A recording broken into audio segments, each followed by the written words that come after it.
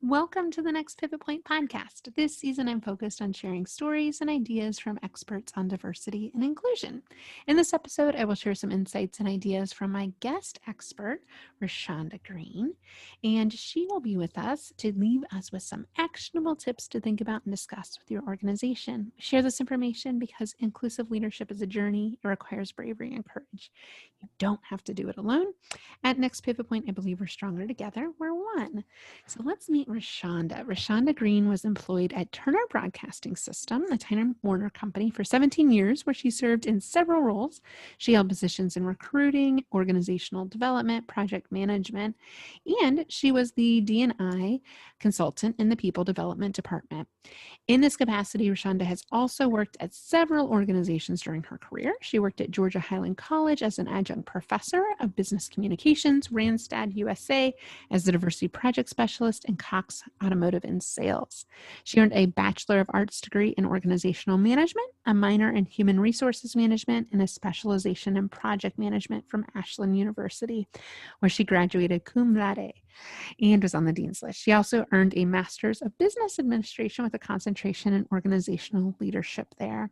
So you can connect with Roshaunda. We'll give you all those links in the show links, but without further ado, welcome Roshaunda to the show. Julie, thank you so much. I'm honored and humbled to be a guest on your show today. Looking forward I'm so to a excited. conversation with you. Yeah, I'm so excited to connect with you, to learn more about you, to share your important message with our audience. So, how I found Roshaunda, she was featured on the 30 Must Follow D&I Thought Leaders from Transforming Workplace. And, as we were talking about this before the show, she's like, I was? Oh, yeah, I was. But you look on that list, and I mean, you are in some really good companies, some really good allies on that list that are so wonderful, yourself included, in supporting this work and dedicating your career to this work. So tell us how, about your journey. How did you get to that point? What was it like to be recognized in that way? So I am just a lifelong learner. I really believe in empowering, elevating, and educating others. And in my journey doing that, I really use social media as well, right?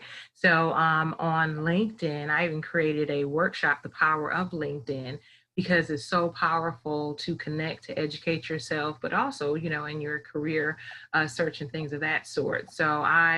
I'm always liking, sharing, posting, connecting, and following others. And LinkedIn would give me the top 1 or 2% badge for profiles being viewed, and I got that for a couple of years. And I was like, wow, I'm really helping people, right? I'm liking and sharing things, and people are liking and sharing them also. So we're really spreading, um, you know, good information that will help others, in their professional, personal, and overall holistic life.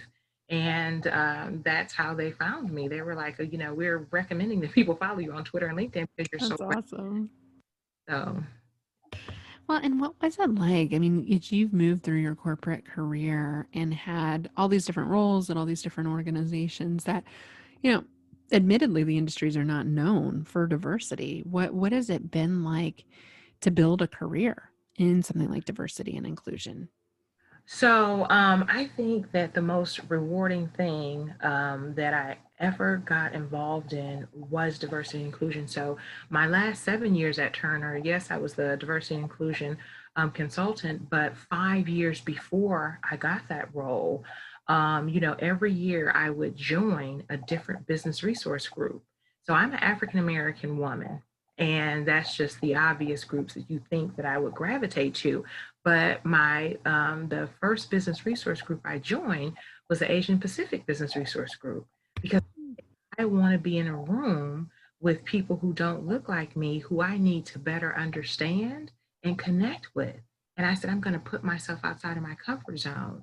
So the first year I joined that business resource group, and I was on the communications team.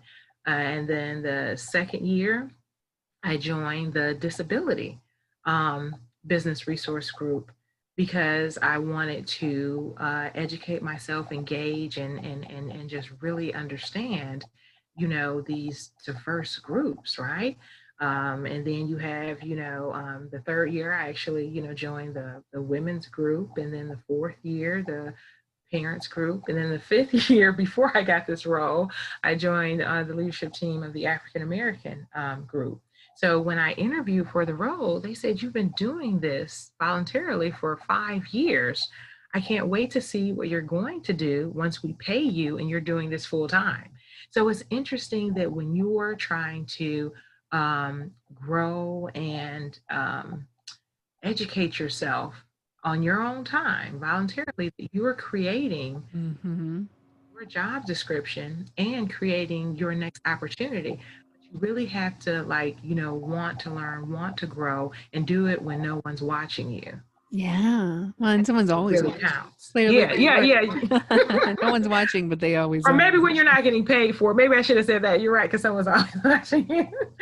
Well, in the D&I work, that happens so often inside organizations, especially with employee resource groups, are very well known for free labor and low budgets. And Yes. And you know what? When you put the spin on that, I'm going to be honest, from a selfish perspective, I joined the business resource groups because I was trying to not only learn and understand different cultures, but my equally, relevant reason was to grow my capabilities. So if I was, an assistant, at the company, I can go join a business resource group and lead the communications team. So I'm growing and strengthening areas that I wouldn't be able to grow and strengthen in my role. yeah, so true. You learn all these great Really, transferable skills. yes, yes, you have to create that. But I think for me, while I was doing that, and even when I would interview for roles, I said, well, this is what I do in my day job, but in the business resource group, these are some things that I've been able to successfully execute, and you use them during your interviews. So when I became the diversity and inclusion consultant, then when I would coach and mentor different BRG business resource group volunteers, then I would talk to them about transferable skills and showing them how to utilize their volunteer work, in their interviews and also their storytelling to create a really strong narrative. Oh, that's so good how you learn and grow through those experiences around diversity and inclusion. And we know the Mm-hmm. business case data on this. We know countless studies on innovation and better decisions and profits and revenues, but Mm-hmm. also individual growth that comes from committing to this work and getting into these spaces. Roshaunda, as we were preparing for this interview and talking about what to focus on, one of the things that we hear a lot is the language around diversity. So, what words to use, what words not to use. And you and I were like, oh, geez. I agree, words matter, right? But sometimes we get into Mm-hmm. these semantics. And this is where people that don't understand diversity yet throw up their hands like, I can't say or do anything right. So I'm taking my marbles and I'm leaving, which don't Yeah. do that. But it's frustrating, I think, sometimes because we can make this really complicated. But for our listeners, one of the things I offer is kind of a diversity dictionary. And I always joke, as soon as I make it, it's going to change because the Mm-hmm. words are always changing around it. But one of the acronyms that you said has been taking off inside a lot of organizations is DIBs. So Mm-hmm. diversity, inclusion, belonging. I'm not sure, actually. I think I might have to learn what the S stands for. Tell us more about some of these diversity dictionary terms that you're using and kind Mm-hmm. of some do's and don'ts for our listeners around terms to use and just watch outs. Yeah, so Julie, I think we're going to have to dig a little deeper into the dib, right? Because the great thing about, podcasts or when we're reading information is that you're always looking for a nugget. Like, I want to leave here learning something that I didn't know before, here, Yeah. never heard before. So I'm always digging and doing my due diligence because I think I'm a research guru. I'm just gonna put it on my resume that it is what it is. It's one of your skills. Yes, yes. So, we think diversity is the strategy, right? And then inclusion is the goal, and belonging is the feeling. So, I think that the more that these three words are forced together, then you can't leave one out because it's training the diversity and inclusion subject matter expert that I have to talk about these three things and include them in all of my training or conversations or presentations, because it helps to normalize it. And you're educating, your public or your audience about how they should process this. So I've noticed that the phrase DIBs, and I guess they put the S on the end because they're talking about a body of work. Got it. Okay, that helps me. So I was like, I don't know what that stands for. Is it And systems? I'm just trying to justify it for them, right? They just dibs in a lowercase s or whatever. But because the belonging is that need for fundamentally human beings to just feel like, you know what, someone sees me and they know me and they accept me for everything that they see, and that's just like the best feeling in the world. But when someone doesn't get that, there are actually studies that shows that it causes stress and physical pain. So when you start, elevating the fears about the health of your body or the economic uncertainty of the organization, because people are not going to stay somewhere where they're hurting or that stress is causing them physical pain, Mhm. wellness overall. So now we start seeing companies really care about that belonging, and it becomes more important for that employee engagement piece, right? Because you just don't want to give out, free cookies, or, Friday work from home day, or, casual Fridays or something like that. And then, okay, so I got my cookie and I'm working from home Friday, but I don't feel like I belong. We have to go deeper, right? Right? The cookie's not going to fix it. Surface. It can't be a surface thing. So if we're and we bring that into the remote workplace that we're in with a pandemic and things like that, and now the studies are going to where we are now, Yeah. and you know what? If your employees don't feel like they belong, they're not going to be able to Mm-hmm. focus because they're hurt, and they're not going to engage because they feel disconnected from the group. Yep. Right? Yep. So I'm not going to go over and beyond, or reach out or connect, or guess what, I got some great ideas, but I'm not going to share them because I'm hurting and I don't think that I feel welcome. So if I'm not welcome, then my ideas aren't welcome, my energy is not welcome. So now we go deeper into why we have to make it matter. So Yeah. that's when I started finding this body of work when they're talking about, DIBs, and putting it in that acronym, just like BRGs. Right now, someone said BRG, you say business resource group, right? Or they say, CEO, you think of, what it means. So with the DIBs, I'm noticing they're trying to normalize it, and they actually came up with a framework for that. So I just want to pause and just get your thoughts on that, because I said a lot. Yeah. Well, I love that. The D is the strategy, the I is the goal, and the B is the feeling. And all those Right. three things working together. I've started out, I'm always updating my Lead Like an Ally program, and I just updated my keynote with that on a slide, those three words. Just now? Did you just now? Yeah, no, while you were talking, no, I actually just did it this week, though. I mean, and I just did my first delivery yesterday morning with that. And I Mhm. used to use the analogy, diversity is like being invited to the party. It's kind of like recruiting. I is like feeling like you belong, or feeling like a sense of inclusion, that you're talking to people at the party. And B is like dancing like no one cares about what Mhm. you don't care what people think at the party. That's been a common analogy that's been used.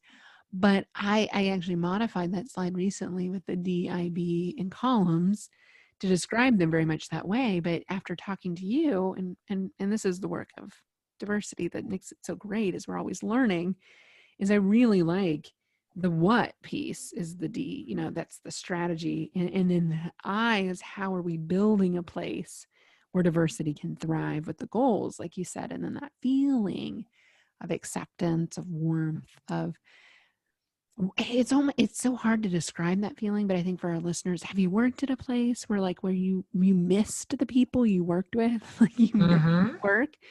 That's belonging, right? And it's so rare and so fleeting that this is why this work is so important, because to get to that deep level of connection, it's required for belonging.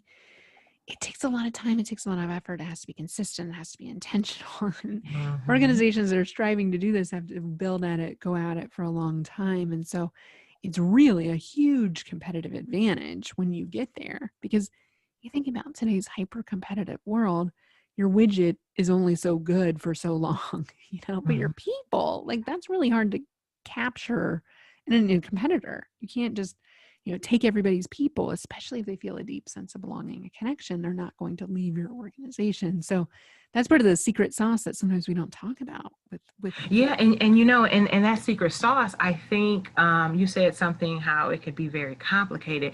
And if you're a consultant or a subject matter expert, then that is your main goal, is to like take something very complicated and to communicate it in a concise, simple manner that people can just pick up. I always call them like bite-sized nuggets. Like if I can't digest this in little bite-sized nuggets, then I'm not going to be able to implement it. I'm not going to be able to execute. I'm not going to be able to get people on board, with, sharing this strategy. So when I kind of cut through kind of a lot of the research that I did, I noticed that there were a couple of elements that were consistent throughout everything that I, found out about DIBs, right?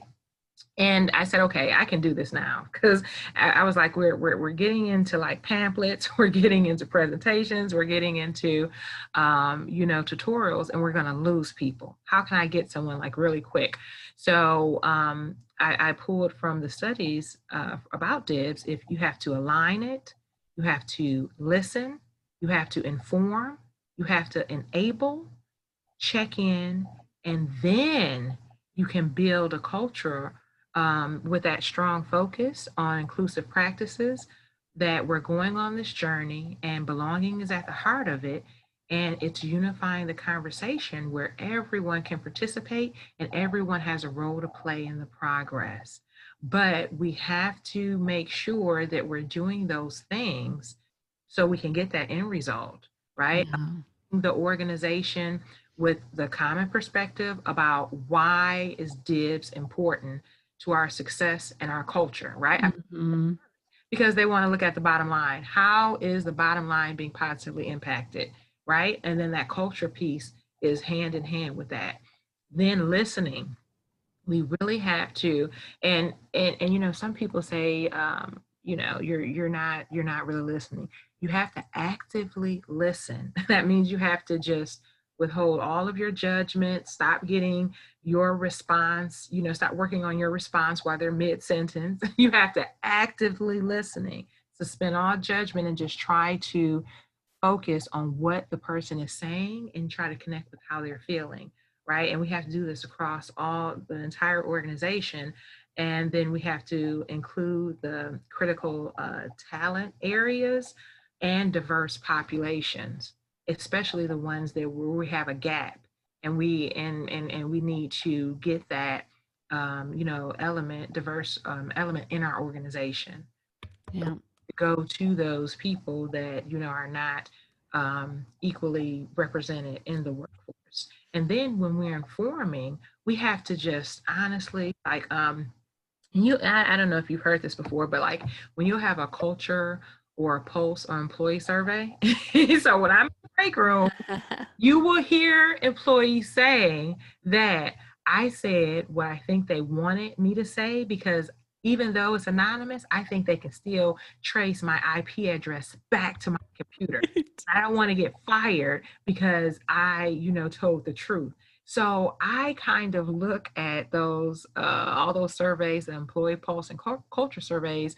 You almost have to take it with a grain of salt, because there will probably be less than 10% of your employee base that's going to be radically honest, I agree with you. how they're feeling. I And see that a lot. I'm like, I yeah, promise it's anonymous. I'm, yeah, I'm but not tracking any IP addresses because I do an assessment with some of mhm, my clients, and it's like this fear factor of like, what are they going to use this information for? Am I going to be in mhm. trouble? But where you can get the best information is from those exit interviews. Right. That's turned in their 2 week notice and they're leaving, and they have that meeting with HR and they're doing their exit interview, and they're going to be very blunt and honest, and hopefully more companies will look at those and encourage those exit surveys, because you're going to get some of the best information to look at, some issues that probably were not on those other culture pulse or employee engagement surveys. And that's probably where you need to focus a lot of your time and energy. Well, 'Cause- it's funny. I have that as one of the questions on my assessment. Do you ask people when they leave about diversity and inclusion in the exit interview, assuming you do exit Mhm. interviews? Yeah, and some companies like to shy away from it because the information is so raw. Like, oh, I don't Mhm. want to hear this. I don't want to deal with this. This is the real problem. We don't even have time for all of this. They Right. They're leaving anyway. yeah. Well, So more people will as well.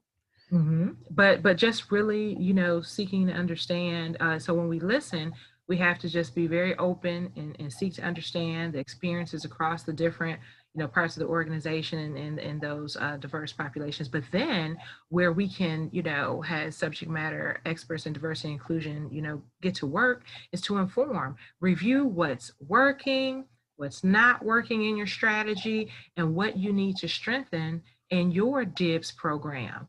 So Yeah.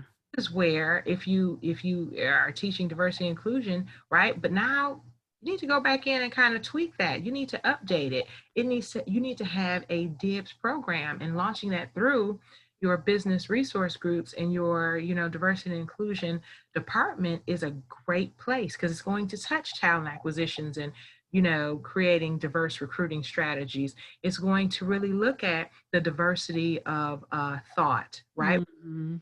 Areas that we're missing.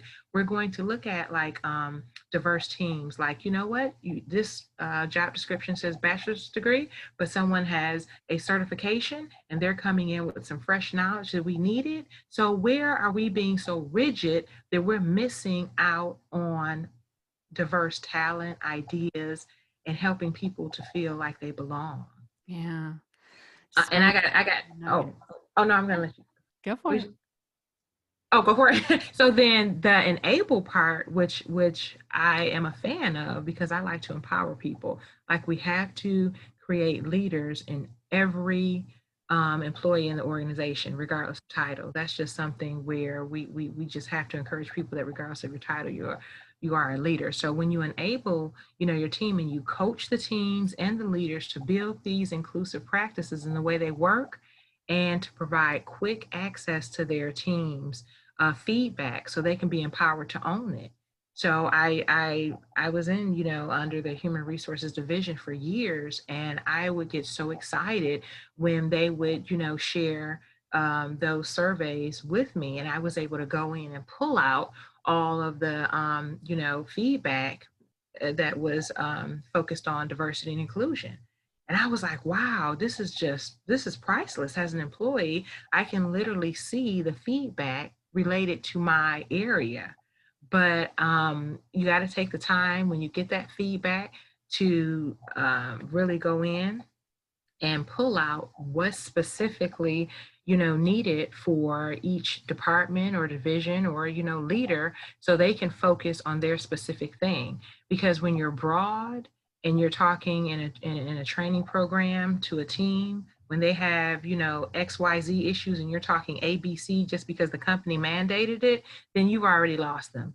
You have not shown that employee that I heard you, I care about you, I want you to belong here, I want to include your feedback, and I'm going to, make sure that I'm addressing your specific topics. So that's something where you make people feel like they belong when they hear their feedback being, included in a conversation, a meeting, or a training, activity. They're like, wow, that was my feedback. They really do listen. Let me, be more vocal. Let me raise my hand. Let me volunteer to be a part of the change instead of a part of the problem. And this is where you check in.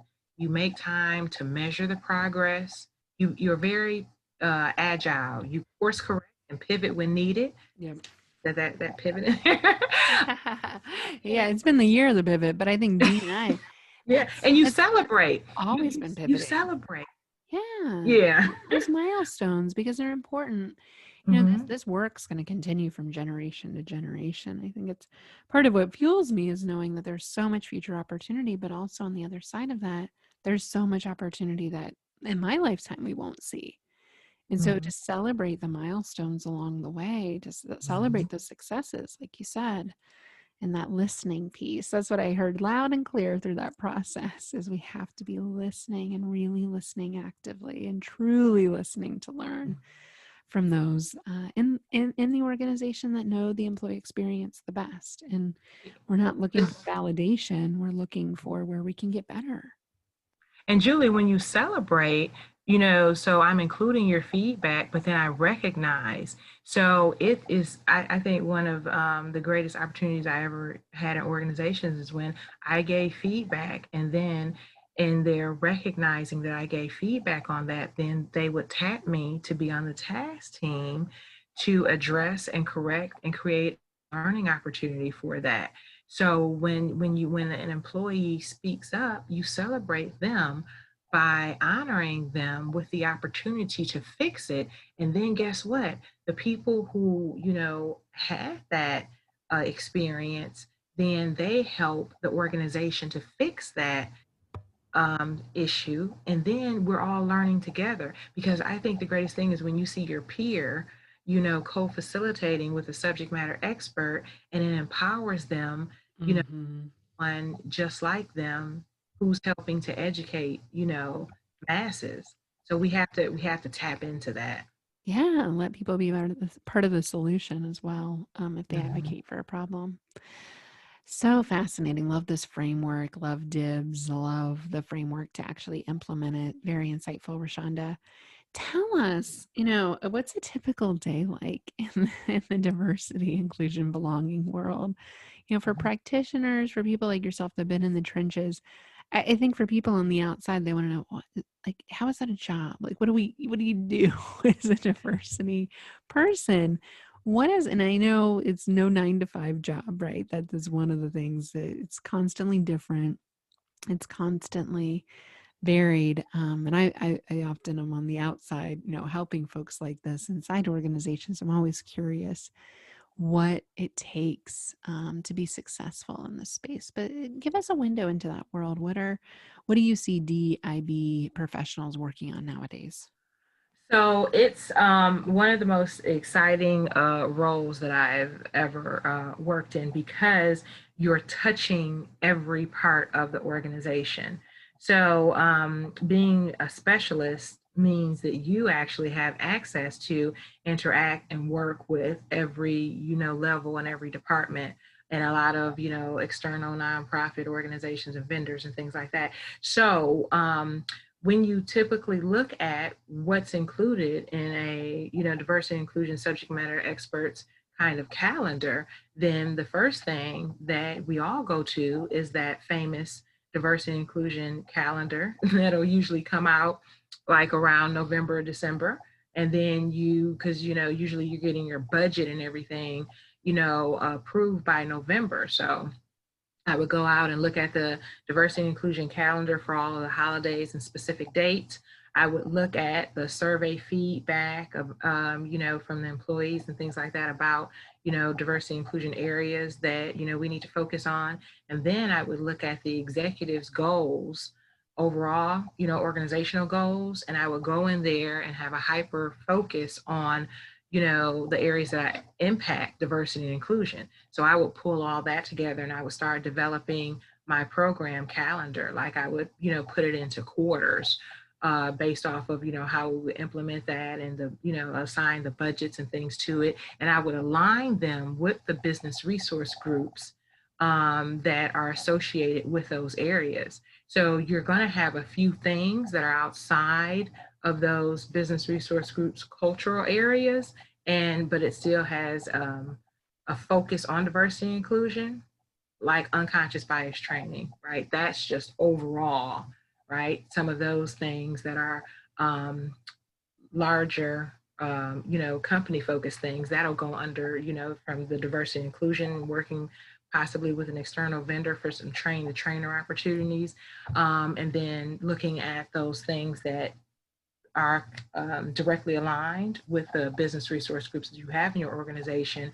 So for them to bring external trainers, or for them to get an opportunity to interview or co-facilitate, one of the areas, in their group, like, Black History Month, right? Or Hispanic Heritage Month or something like that. And then you build programs around that. So, another thing that I would strongly encourage companies to do is, you have business resource groups, you have a diversity inclusion department, then get a newsletter out there and at least have a monthly, edition where all the business resource groups are highlighting their upcoming programs, talking about the success of their previous programs, or even educating the employee base about why this diversity holiday is relevant and what can we do to celebrate and honor it. So the way that you have to highlight diversity and inclusion in your organization is keep it at the forefront, right? So you So true. those newsletters going out to your internal employee base. You should have a diversity and inclusion page on your external website. And some of the larger initiatives should bubble up to really highlight what are we doing, right?